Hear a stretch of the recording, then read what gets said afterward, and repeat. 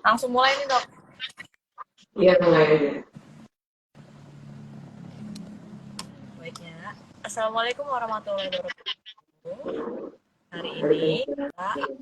kita akan ngobrol mengenai bahaya kisah endometriosis. Sebelumnya, perkenalkan dulu, nama saya Adinda dan rekan saya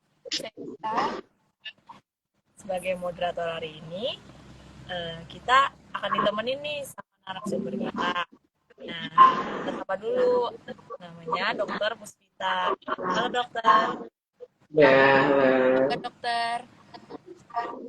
Ya, halo. Apa kabar dokter? Alhamdulillah baik, baik. Nah, untuk mempersingkat waktu, kita langsung aja ke materinya ya. Kita tampilkan untuk slide show-nya.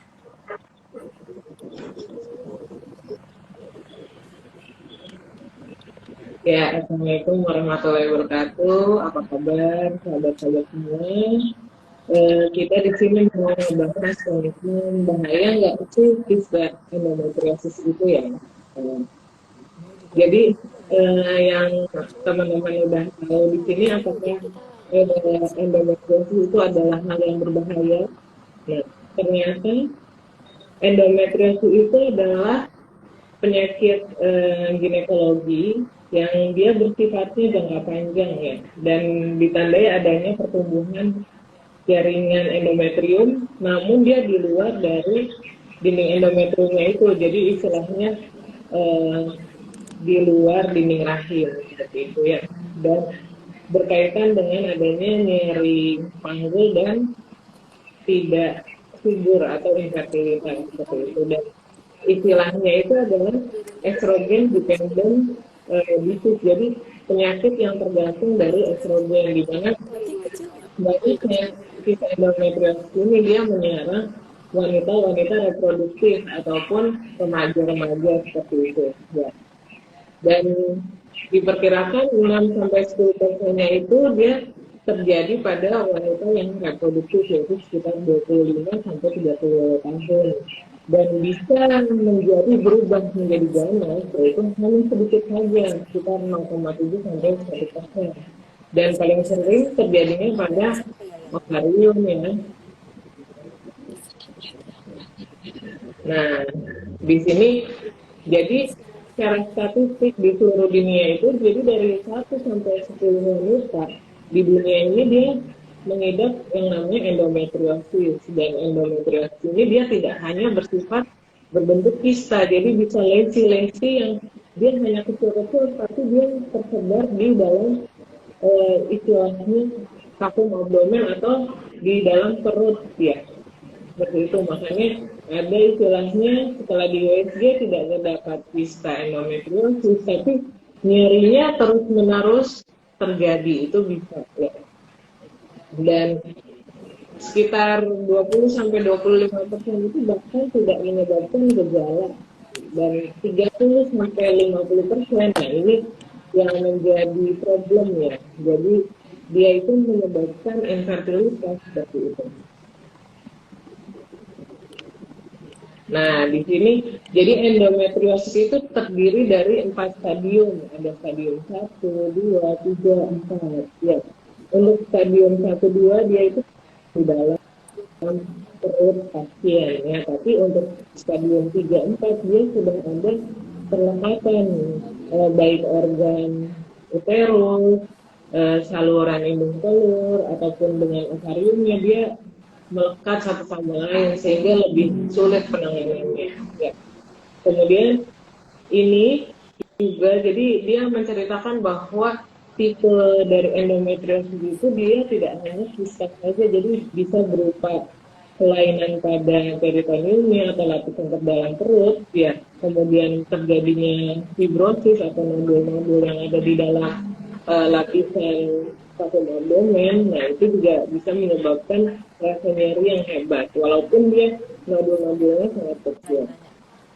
Nah, ini untuk patogenesis dari endometriosis sendiri itu bisa karena adanya kelainan retrograde transport dari menstruasi. Nah, darah menstruasi itu kan dia harusnya ke bawah ya, jadi dia keluar ke bawah. Nah, tapi ini permasalahannya dia malah masuk ke dalam kafum abdomen atau rongga perut itu dari saluran indung telurnya, sehingga di daerah situ apabila dia terjadi invasi pada ovarium dia menjadi kista endometriosis.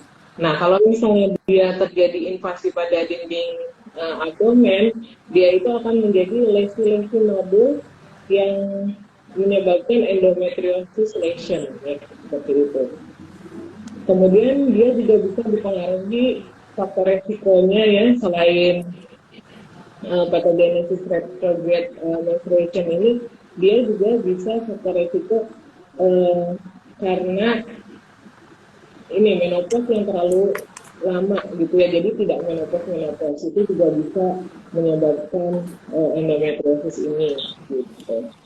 Kemudian dari konsumsi makanan-makanan yang tidak sehat, dia juga bisa menimbulkan dari endometriosis ini. Kemudian dari keturunan, faktor keturunan, dia juga bisa menyebabkan endometriosis juga.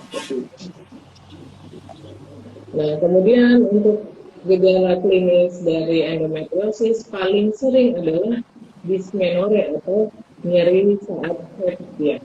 Nah, kemudian yang kedua itu dispareunia, yaitu nyeri saat berhubungan badan ya. Kemudian dyspepsia ini dia nyeri saat buang air besar. Nah, itu juga bisa salah satu problem dari endometriosis ini. Nah, nyerinya itu dia bisa bersifat kronis ataupun siklik.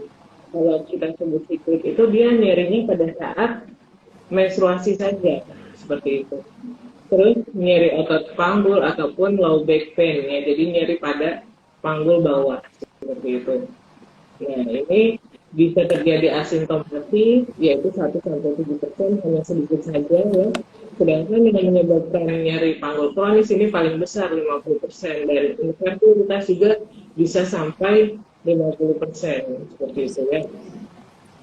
Jadi problemnya itu sebenarnya yang paling parah itu ya nyerinya itu sama ketidaksuburan ya.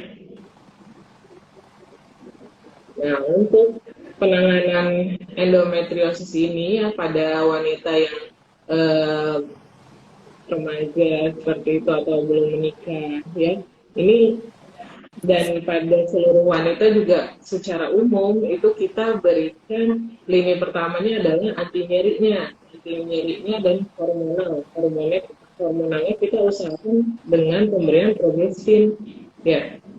Nah, itu kita bisa berikan selama 3 bulan, kemudian nanti dievaluasi membaik atau tidak. Apabila dia masih dysmenorrhea atau nyeri, terapi harus dilakukan sampai 6 bulan berikutnya. Nah, kalau misalnya dia membaik, itu bisa diberikan sampai bahkan 5 tahun ya untuk obat hormonal ini.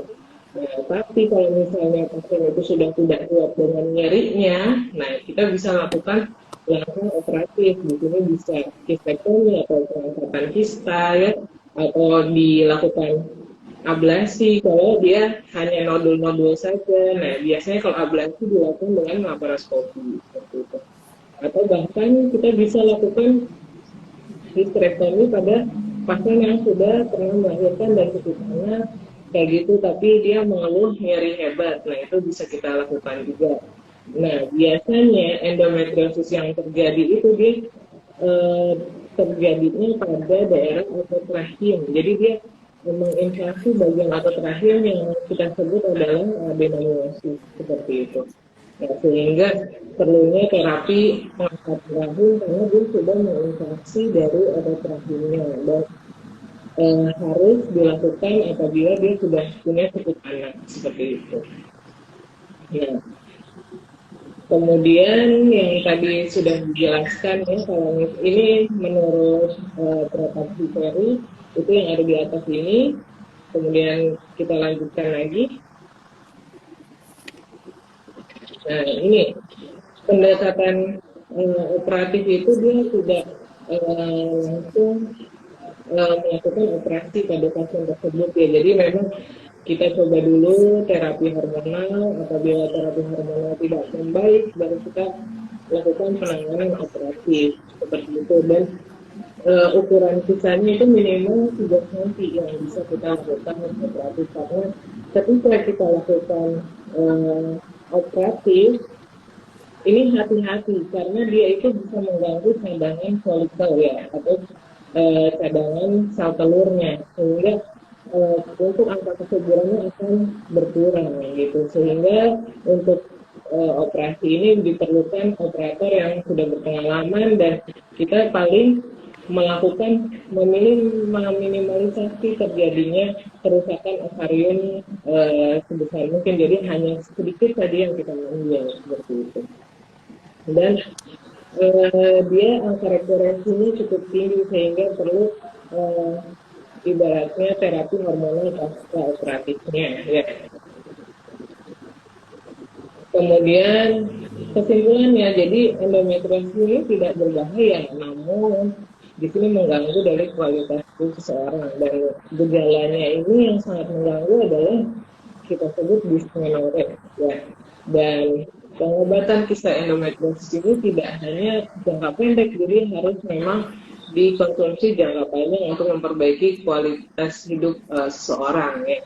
Dan apabila gejala nyerinya itu sudah timbul, jangan ditunggu lama-lama, harus segera diobati sedini mungkin ke dokter kandungan terdekat seperti itu ya. Nah, mungkin di sini teman-teman barangkali ada yang ingin pengalaman atau sekarang terjadi adanya endometriosis, silakan bisa bertanya di sini ya. Ya, baik dokter. Ini ada pertanyaan nih. Dok, kalau setelah minum pil Dok, kalau salah cara minum pil KB gimana ya?